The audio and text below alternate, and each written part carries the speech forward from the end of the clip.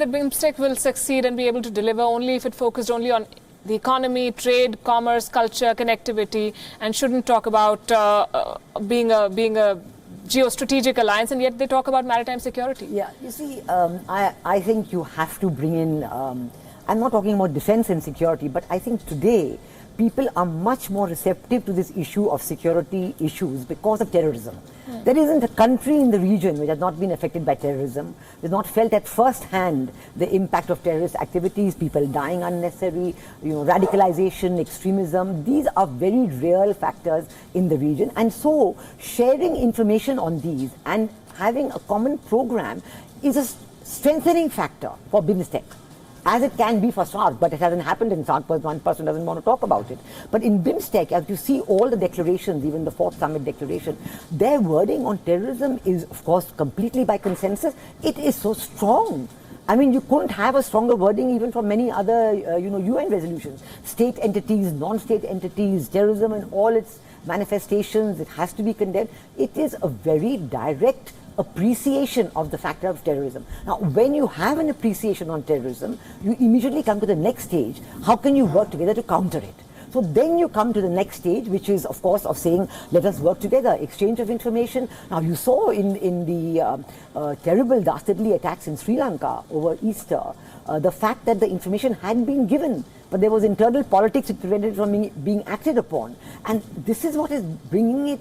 The reality of the importance of BIMSTEC comes out through these activities. And even follow-up, there's so much follow-up on that. Working with groups, the same group active in Tamil Nadu, in Maldives, in Sri Lanka, in Bangladesh. So that is very real. And I would say that, when you talk about China as well, I think we have to have no qualms in talking about it. Why should China be in a position, for example, in supplying 90% of the defense requirements of some of our neighboring countries, say Bangladesh, for example, and India should just keep quiet about it? Why? I mean, China is supplying all kinds of military hardware, including submarines. India is very well within its rights to discuss these bilaterally with a country, come to a common factor, come to an agreement, come to an understanding. And now, of course, we are having very good exchanges with Bangladesh on even supplying some items of defense equipment and so on, and similarly with other countries. So in bilateral relations, every country has its red lines. But these red lines have to be discussed in friendship, in understanding, not imposed. This is the question of how the value of having good bilateral relations, good regional cooperation, because the country, the government, whether it's Nepal or Bhutan or Bangladesh or Maldives, they should feel the importance. Now, Prime Minister Modi's recent visit to Maldives, it was a monumental visit in definite ways, because it has broken ground in areas which impact people to people. Cricket, for example. From cricket to building radar stations and so on. So you have to make yourself real and meaningful in the interest of that country. I think this is a vital aspect of the reality of BIMSTEC. Make yourself real and important as far as that country's own interests are concerned. Our interests are real. We are certainly trying to implement those at all times. But find the meeting ground. Find the win-win situation between our interests and the interests of the people of that country and the government of that country, so that they will find the value in doing it. I mean, we have so many young students from all our neighboring countries who want to study in India. We have so many grown-up people who come to India for medical treatment from all our neighboring countries.